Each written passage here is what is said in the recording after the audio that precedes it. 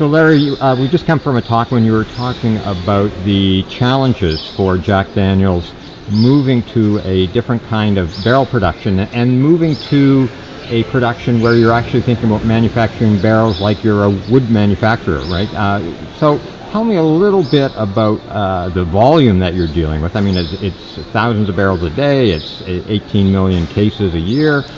What's that doing to how you're thinking about producing barrels now? Right, so one of the things we have to do when you think about, it's about 3,000 barrels a day that we're making and filling for Jack Daniel's, and the sheer volume that's grown to in terms of the amount of wood we have to source, and when you look at our year-over-year growth, it can change fairly dramatically. So our life cycle of our products is 4, 5, 6 years. So what we're making a day is what we think we're going to sell 4 or 5 years from now. Right. And we look at that every few months, and depending on how the economy moves or how demand for the brand moves, overnight we could see, we're going to grow 1 or 2% faster than we thought we were, and you have to multiply that times 5 years. So essentially overnight we could need a new cooperage or we need a new mill. And so part of what we've been trying to do is look at how we make the process, how we make it more flexible, and looking at how we can automate it. So essentially getting more capacity out of our existing facilities.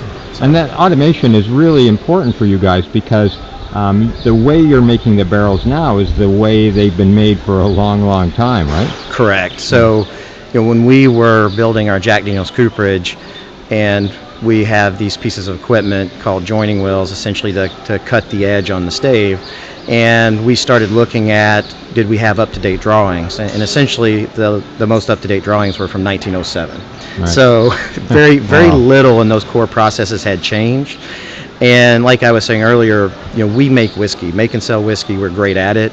We're the only distillery that makes our own barrels, and we hadn't really focused on it in a way of thinking about that as kind of an art or science in and of itself. So that's how we kind of started changing our way of thinking, is let's go out and learn from other woodworking companies and see how they do it and how technologies progress and how we can adapt it to barrel making. Yeah, and you're not a barrel manufacturer in the sense that you're selling those barrels. You're selling the whiskey that goes in the Correct. barrels, right? Correct. So and one of the things I found interesting in your talk is, especially with the CNC machines, there's tremendous efficiency in the way that the staves are cut, the Correct. angles, so that the barrels fit together, you don't have as much leakage, all that kind Right. of stuff. Tell me a bit about how valuable that is to you. It's very valuable. So essentially that joint is the angle cut on the stave, and so with older technology or a traditional process, you can only set the equipment to cut one angle based on an assumed width. So essentially every stave has the wrong angle and we crush them together. Right. And so that wood-to-wood contact, only about 75% of that inch thick stave is in contact with the next stave. Right. With the CNC machines, it helps in two ways. So it measures each piece individually, cuts exactly the right angle, so you have 100% wood-to-wood contact. So it creates a tighter seal, and we lose less whiskey while it matures. And the other part of it is they make a much more precise barrel. So everything fits together nice and tight. So when we're targeting a certain diameter of barrel, we get much less variability.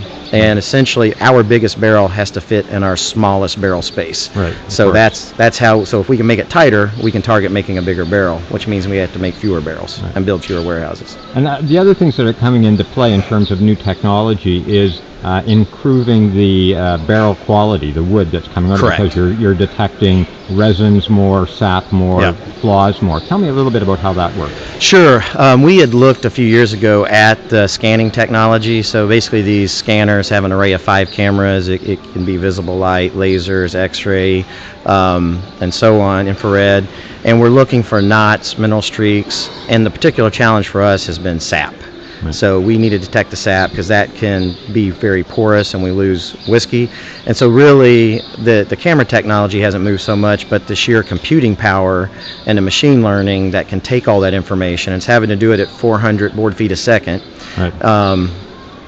And be able to identify, and we can teach it how to recognize these defects and then make the same cut every time, Right. essentially. Now, is there a challenge for you dealing with this from the economy of bringing in the CNC machines, increasing the efficiency, and the marketing of Jack Daniels? Because as we were talking earlier, you've got these old plans for making barrels. There's a lot of American myth associated with the blacksmith and all of that kind of historic production of the whiskey and the barrels of the whiskey. So how do you sort of square that circle with marketing?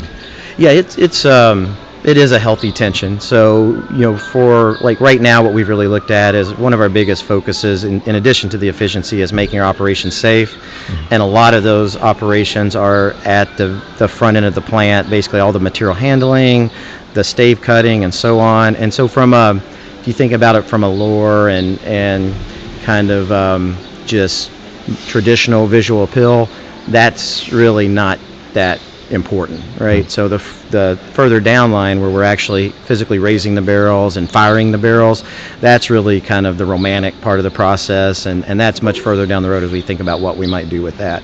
But it is a discussion we have to have every step along the way.